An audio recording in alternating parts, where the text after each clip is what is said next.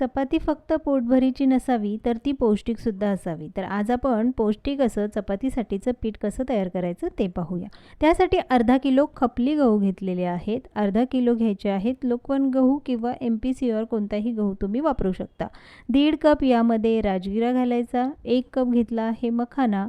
1 cup oats घ्यायचे आहेत आणि या पिठामध्ये तीळसुद्धा घालायची. तर 1/4 कप तीळ घातले आहे.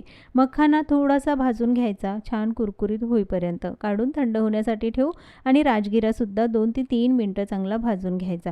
मस्त अशा लाह्या त्याला येतात आणि लगेचच तीळसुद्धा भाजून घेतले आहेत. तर हे तिन्ही पदार्थ भाजून घ्यायचे, मात्र ओट्स भाजायचे नाहीत. आता हे सगळं साहित्य एकत्र करायचं. गहू, ओट्स, राजगिरा, तीळ आणि यामध्ये जो मखाना आहे तो मात्र मिक्सरवरनं थोडासा बारीक करून घाला किंवा हाताने असा कुस्करून घालायचा, म्हणजे गिरणीमधून व्यवस्थित दळता येतं. जर तुमच्याकडे घरघंटी असेल तर घरी दळा किंवा गिरणीवरून दळून आणू शकता. तर हे पीठ मात्र मी घरीच दळलं आहे आणि अगदी फ्रेश असं हे मल्टीग्रेन आटा आपला तयार झाला.